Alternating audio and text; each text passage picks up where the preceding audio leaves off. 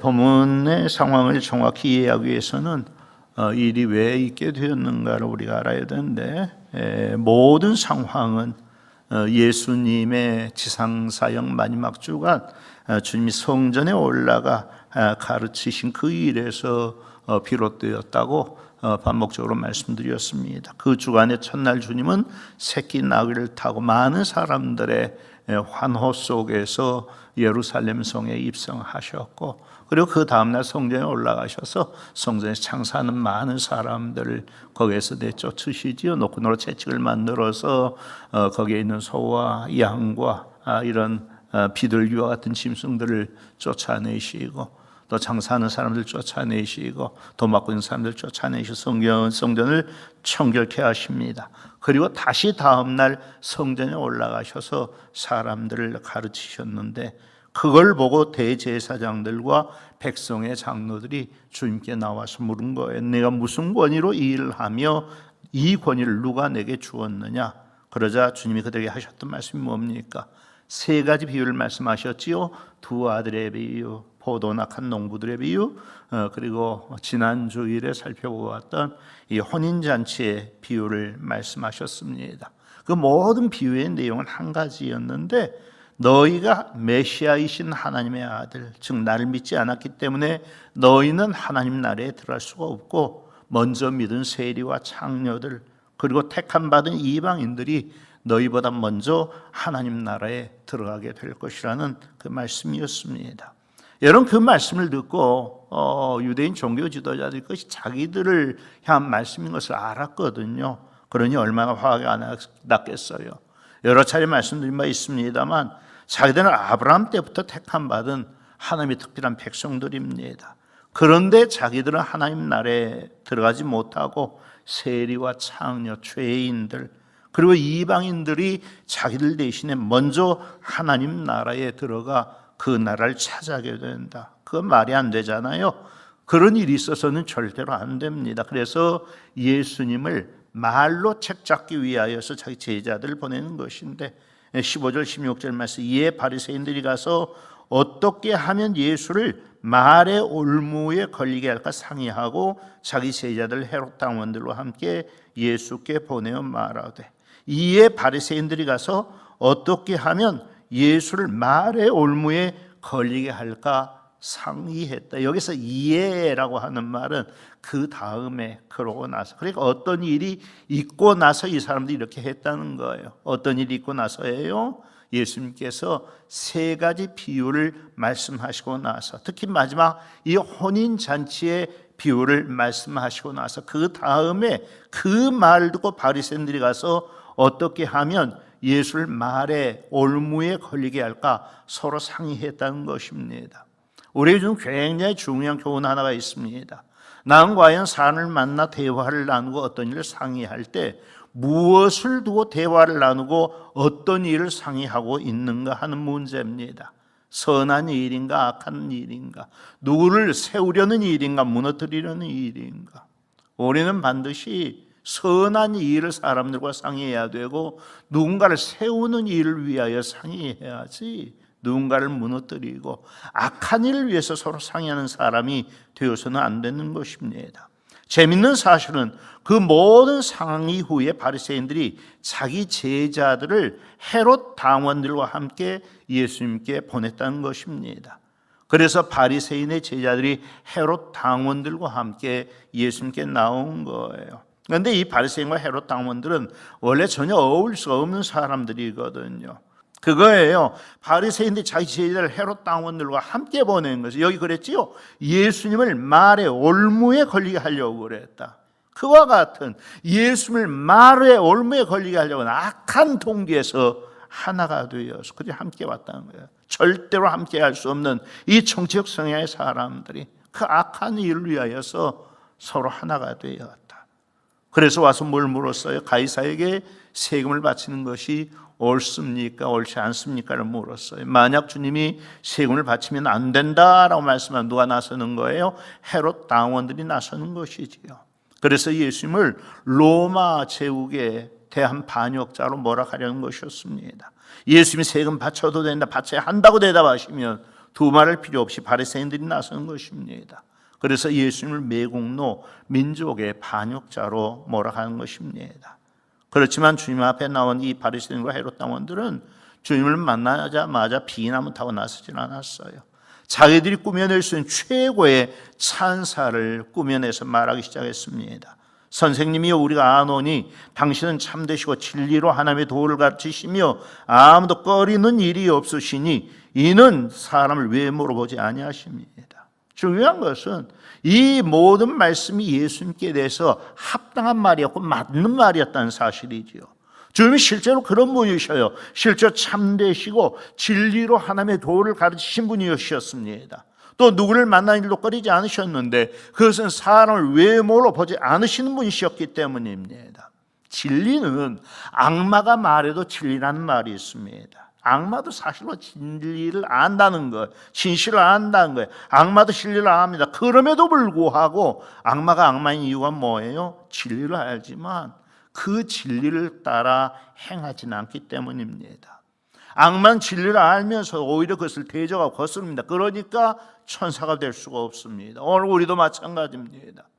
진리를 안다고 하는 것은, 진실을 안다고 하는 것은 매우 중요합니다. 그러나 진리를 알아도 그 진리를 믿고 따르지 않으면 구원받을 수가 없는 것입니다. 예수님이 어떤 분이신가 하는 것을 정확히 아는 것만으로는 충분하지 않다는 것입니다.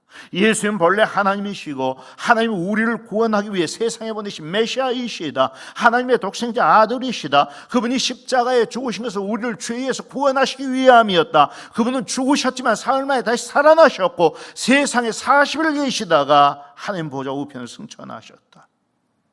그 사실을 아는 것이 중요한 것이 아니라 믿고 나를 위한 사건으로 받아들이는 것이 중요한 것입니다. 이 사람들이 예수님이 어떤 분이신지 정확히 알았지만 예수님을 믿지는 않았습니다. 오히려 그들 안에는 예수님을 올무에 걸리게 하려는 이 악한 생각으로 가득 차 있었습니다. 그래서 그들은 천국 백성이 될 수가 없었고 대신 예수를 믿은 창녀와 세리 그리고 택함 받은 그 나라의 백성들, 즉 이방인들이 그들보다 먼저 천국에 들어가게 되는 것입니다. 어쨌거나 중요한 것은 머리의 지식이나 입의 말이 아닙니다. 그 마음에 뭐가 있느냐 하는 문제입니다. 이들의 머리에는 지식이 있었고 말에는 진리가 있었지만 그들의 마음에는 믿음이 아니었습니다. 예수님을 올무에 걸리게 하려는 악한 생각으로 가득 차 있었습니다. 그러므로 우리도 항상 좋은 말로 우리에게 다가오는 사람을 조심해야 됩니다. 그들의 말이 아니라 마음을 살필 수가 있어야 합니다. 그것이 우리에게 필요한 지혜입니다. 만일 넘어가면 사탄의 올무에 걸립니다. 주님은 그들을 잘 아셨습니다. 18절 예수께서 그들의 악함을 아시고 이르시되 외식하는 자들 어찌하여 나를 시험하느냐. 주님은 우리의 화려한 말에 속지 않으십니다. 아무리 믿음 있는 척 좋은 말하고 신앙의 말을 하고 아합의 말을 할지라도 주님은 우리의 중심을 살펴하십니다. 주님이 항상 이 바리새인들을 책망했던 문제가 바로 이 외식의 문제였습니다. 그래서 바로 다음 장 마태복음 23장에 가보면 이 외식하는 서기관과 바리새인들이라고 하는 말이 6번이나 반복되어 나타납니다. 그러면서 그들에게 화가 있을 거라고 말씀하셨습니다. 시험은 15절에 나오는 올무를 말하는데 짐승을 잡기 위해 놓은 덫을 의미합니다. 왜 이 사람이 어떤가 하고 한번 테스트해 보는 거 아니라 누군가를 파멸에 빠뜨리고 죽음에 빠뜨리기 위하여서 올무를 놓아두고 시험하는 것입니다. 이 바리새인의 제자들은 그런 목적을 가지고 주님께 왔습니다. 물론 주님이 그런 시험에 빠지실 리는 만무하지요. 아마 속으로 그들의 어리석음에 대해서 비웃으셨을 것입니다. 시편 2편 4절에 말씀되어 있지 않아요? 하늘에 계신 이가 웃으시며 주께서 그들 비웃으시로다. 가소롭지 않습니까? 어떻게 사람의 악한 꾀로 하나님의 지혜를 이길 수 있단 말입니까? 주님은 그들의 중심을 꿰뚫어 보셨습니다. 가이사에게 세금을 바치는 것이 옳은가 옳지 않은가를 묻는 그들에게 세금 낼 돈 하나를 가져오라고 말씀하십니다. 그들이 데나리온 하나를 가져왔습니다. 그러자 그 데나리온을 그대로 그들에게 내보이시며 주님이 되물으십니다. 여기 새겨져 있는 이 글과 이 형상이 누구의 것이냐? 이 고대 사회에서 화폐는 왕권의 상징으로 어떤 사람이 황제의 지위에 오르면 가장 먼저 하는 일이 자기의 형상이 새겨진 화폐를 발행하는 일이었다고 그럽니다. 심지어 성경학자 윌리엄 바클리와 같은 사람은 왕이 아닐지라도 왕이 되기를 원하는 사람은 반역자지요. 자기의 화폐를 만들어내고 자기 밑에 있는 사람들에게 그걸 사용하게 했다는 거예요. 당시 사회에서 가장 널리 사용되던 화폐 단위는 데나리온이었는데 그 데나리온 화폐에는 재임 중인 황제의 이름과 칭호가 찍혀져 있어서 그것이 황제의 재산인 것을 나타냈었다고 그럽니다. 이 당시의 황제는 로마 제국의 제2대 황제인 가이사 티베리우스였습니다. 1대 황제는 우리가 잘 아는 줄리어스 시저가 1대 황제고 예수님 당시에는 가이사 티베리우스가 황제였습니다. 그래서 당시 데나리온 주화의 아멘에는 월계관을 쓰고 있는 황제 티베리우스의 두상과 함께 존엄한 신의 존엄한 아들 티베리우스 가이사라는 글이 라틴어로 새겨져 있고 뒷면에는 지극히 높은 사제 폰티펙스 막시무스라고 하는 저기 보면 폰티프 막심이라고만 되어 있습니다만은 이 의미가 뭐냐면 지극히 높은 사제라고 하는 뜻입니다. 그리고 거기에 보면 여자가 한쪽에는 왕의 지팡이를 들고 다른 한쪽에는 월계수 나무를 들고 이렇게 의자에 앉아 있는 것이 뒷면에 새겨져 있는데 저 의자는 신의 의자입니다. 신들이 앉는 의자고 저 여자는 이 황제의 어머니입니다. 황제의 어머니를 신으로 숭상하는 그러한 이 형상이 거기에 새겨져 있는 것이지요. 얼마나 우상 숭배적입니까? 따라서 저와 같은 데나리온의 이 동전들은 유대 민족에게는 아주 큰 혐오감을 불러일으키는 그렇지만 로마 제국은 더 강제적으로 저런 화폐를 사용하게 했을 뿐만 아니라 그것으로 인두세를 거둬내므로써 자기들 통치권을 피지배민들에게 더 강하게 각인시키고 했었던 것이지요. 어쨌거나 세금에 대한 주님의 대답은 이것이었습니다. 가이사의 것은 가이사에게, 하나님의 것은 하나님께 바치라. 중요한 사실은 주님이 바리새인들의 악함을 아시고 이 말씀을 하셨다는 사실입니다. 그래서 이 말씀은 우리가 표면적으로 보는 의미보다 훨씬 더 중요한 의미를 그 안에 담고 있습니다. 표면적인 의미는 뭐예요? 말씀 그대로예요. 가이사의 것은 가이사에게 주고 하나님의 것은 하나님께 드려라. 요한 칼빈이 그런 말을 했는데 어제 임직자 훈련 때 나왔던 말입니다만 종교학자 요한 칼빈이 그런 말을 했어요. 우리에게는 두 개의 정보가 있다. 하나는 영적인 정보이고 다른 하나는 정치적인 정보이다. 뭐예요? 우리가 지상에 사는 동안 동시적으로 우리는 두 나라의 두 정부의 시민이라는 거예요. 영적으로는 하나님 나라의 시민이지만 육체적 혹은 사회적으로는 대한민국의 시민이라는 것입니다. 이 두 나라의 시민된 무게와 중요성은 이 세상에 사는 동안 똑같습니다. 물론 우리에게는 하나님 나라의 시민된 정체성이 더 궁극적인 것이고 더 중요하게 여겨진 것이 사실입니다만 세상 나라의 시민된 정체성도 절대로 무시할 수가 없습니다. 그래서 우리는 두 나라의 시민된 책임과 의무를 똑같이 잘해야 됩니다. 교회 건축 헌금 드리기 위해 세금 떼먹으면 안 됩니다. 신앙생활 열심히 한다고 회사 업무 시간에 성경 보고 앉아있으면 안 됩니다. 교회를 한다고 회사 일 등하냐면 안 됩니다. 그건 절대로 믿음 좋은 것이 아닙니다. 주님 말씀하셨잖아요. 가이사의 것은 가이사에게 주어야 된다. 뭐예요? 회사 월급 받고 있으면 그만큼의 일을 해주라는 거예요. 그리스도인이 하나님을 섬기는 명목으로 세상을 속여서는 절대로 안 되는 것입니다. 역으로 하나님의 것까지 가이사에게 주어서도 안 됩니다. 가이사에게는 가이사의 것만 주어야 합니다. 가장 대표적인 것이 주일 예배 빼먹는 일일 텐데 회사에서 나오라니 어쩔 수 없이 나가야 하는 경우들, 상황을 이해하지 못한 것은 아닙니다만 예배 시간은 온전히 하나님께 드려야만 하는 시간입니다. 우리가 구원받은 그리스도인이라면 당연히 그렇게 해야 합니다. 회사 일 바쁘다고 하나님께 드려야 할 예배 시간 잘라 먹으면 안 됩니다. 그럴 때는 좀 더 믿음 안에서 담대해지셔야 됩니다. 물론 그것도 온전한 것 아니지만 우리 주일 예배 3부로 드리잖아요. 정말 하나님께 하나님의 것을 드리려는 마음이 있으면 어떻게든 그 한 번의 예배에 참석 못하겠습니까? 그래서 이 말씀은 이중적입니다. 가이사의 것은 가이사에게, 하나님의 것은 하나님에게 라는 의미도 있지만 가이사에게 주어야 할 그 이상의 것을 주어서도 안 된다는 의미도 있습니다. 가이사를 신으로 섬겨서는 안 된다. 아무리 강력한 힘을 그가 나타낸다 하도록 가이사는 신 아니다.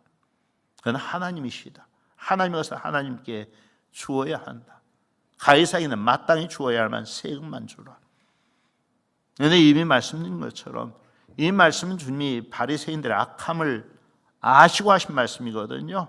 그래서 오늘 말씀 결론에 보면 그들이 이 말씀을 듣고 놀랍게 여겨 예수를 떠나가니라라고 되어 있어요. 그들이 이 말씀을 듣고 놀랍게 여겼다, 기이 여겼다, 경이롭게 여겼다라는 의미입니다.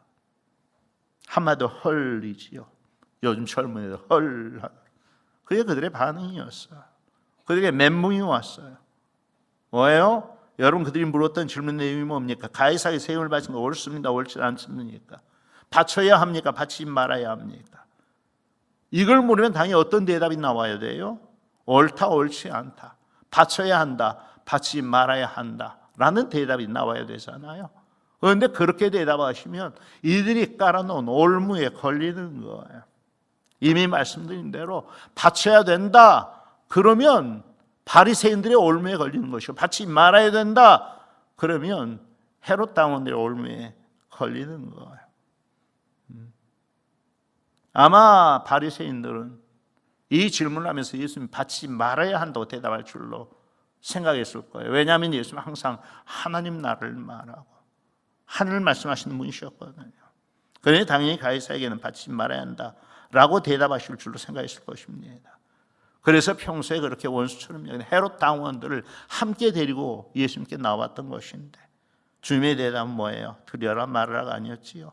가이사의 것은 가이사에게, 하나님의 것은 하나님께 드리라 였습니다. 즉 그들이 물었던 가장 세속적인 질문에 대해서 예수님은 가장 영적으로 대답하신 것입니다. 주님의 말씀이 이거예요. 너희는 가이사에게 세금을 내야 하느냐 말아야 하는 그 문제가 가장 크고 중요한 문제인 것처럼 생각하고 그걸 가지고 내게 묻지만 너희가 하나님께 드려야 할 것 제대로 드리고 있느냐, 그 문제가 더 중요하다. 하나님께 드려야 할 것 제대로 드리고 있느냐. 여러분 그들의 실상은 뭐였어요? 마태복음 24장 23절에 주님이 하신 말씀 그거예요. 화에 있을진저 외식하는 서기관들과 바리새인들이 너희가 박하와 회양과 근처의 11조원들이 돼 율법에 더 중요한 바 정의와 긍휼과 믿음은 버렸도다. 그러나 이것도 행하고 저것도 버리지 말아야 할지니라. 너희가 박하와 회양과 근처에 11조는 제대로 드리고 있다. 그렇지만 율법에 더 중요한 바 정의와 긍휼과 믿음은 버렸다. 그러면 여러분 그들이 하나님께 드릴 것을 제대로 드리고 있는 사람들입니까? 바로 그 문제예요.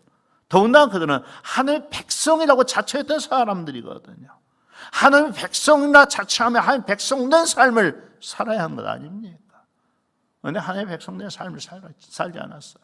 하나님의 종된 삶을 살지 않았어요. 그들은 마귀의 종노를 하면서 살았어요. 로마 제국의 통치를 받는 것은 기분 나빠하면서도 마귀의 통치를 받는 것은 별로 기분 나빠하지 않았습니다. 너희는 너희 아비 마귀에게서 났으니 너희 아비의 욕심대로 너희도 행하고자 하느니라. 그는 처음부터 살인한 자여 진리가 그 속에 없으므로 진리에 서지 못하고 거짓을 말할 때마다 최고소로 말하나니 이는 그가 거짓말쟁이요 거짓의 아비가 되었습니다. 너희는 너희 아비 마귀에게서 났으니 너희 아비의 욕심대로 너희도 행하고자 하느니라. 여러분 하나님의 백성을 자처하던 그들에게 더 중요한 문제가 뭐였어요? 로마의 식민지 된 그 문제가 아니었어요. 그건 세상에 속하는 일일 뿐이었어요. 그에게 더 심각하고 중요한 문제는 그들이 마귀에게 속한 자 되었던 그 문제였습니다. 그러나 하나님께 드려야 할 그들의 마음과 삶을 하나님께 드리지 않았고 오히려 마귀의 종이 되어 마귀의 일을 행하고 있었던 것입니다. 오늘 우리도 하나님께 드릴 것과 가이사에게 줄 것을 분명히 구별해야 하지만 나는 정말 하나님께 속해 있는가? 혹시 마귀의 종된 삶을 살고 있지는 않은가? 이 문제를 더 심각하게 점검해 보아야 합니다. 여러분, 우리가 하나님께 드려야 할 하나님의 것이 무엇입니까? 세상에 있는 모든 것이 다 하나님의 것이기 때문에 하나님의 것이 아닌 것이 없습니다. 구태여 정리해 말씀해 드린다면 세상에 있는 모든 것이 다 하나님의 것인데 그 중에 어떤 것을 가이사에게 허락해 둔 것이 있단 말이에요. 그러면 그건 가이사에게 주어라 라고 하는 것이 주님의 말씀인 것이지요. 오늘 우리는 세상에 있는 모든 것, 나에게 속한 모든 것이 다 하나님의 것임을 인정하고 그 모든 것을 하나님께 드리는 삶을 살아야 됩니다. 그 중에서 특히 세 가지를 구별해서 하나님께 드려야 됩니다. 가장 먼저는 시간입니다. 일주일 중 하루, 주일은 하나님의 것입니다. 우리는 주일을 온전히 지켜야 합니다. 예배 시간 잘라 먹으면 절대로 안 됩니다. 다음으로 물질입니다. 하나님이 주신 물질 가운데 10분의 1은 하나님의 것입니다. 내 것 도둑질하지 말라고 말라기서에서 말씀하셨습니다. 사실은 내게 있는 열 전부가 하나님의 것인데 열 중 하나를 대표로 하나님께 드리는 것입니다. 하나님 백성된 사람이라면 그것 잘라 먹으면 안 됩니다. 세 번째는 영광입니다. 하나님이 영광에 대해 아주 지대한 관심을 가지고 계시고 그것을 다른 누구에게도 주시지 않겠다고 말씀하십니다. 이사야 42장 8절 나는 여호와이니 이는 내 이름이라 난 내 영광을 다른 자에게 내 찬송을 우상에게 주지 아니하리라. 우리는 오직 하나님께만 영광을 돌려드려야 합니다.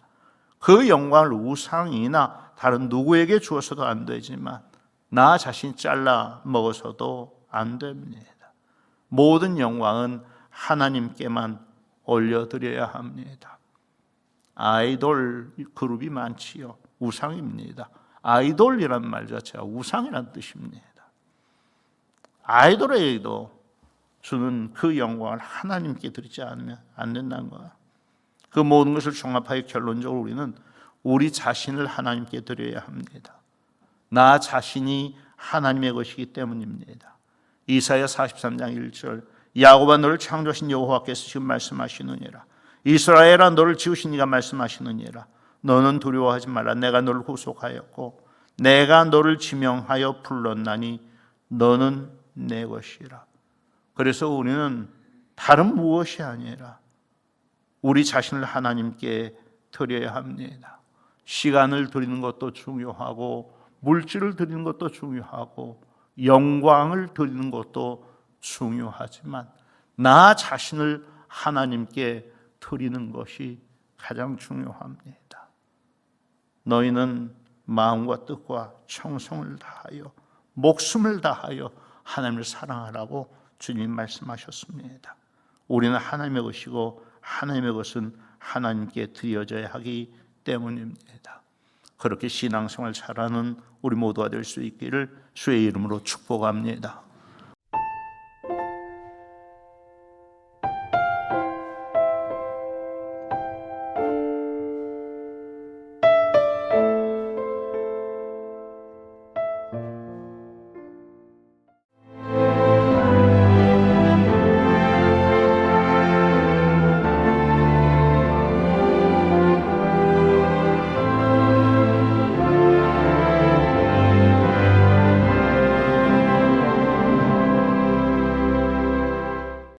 그 자태도 향기도 가장 찬란한 꽃, 솜사탕인 듯 몽글몽글 피어나는 꽃.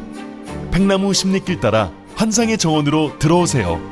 뿌리 내린 땅의 기운 따라 향기도 꽃색도 달라지는 꽃.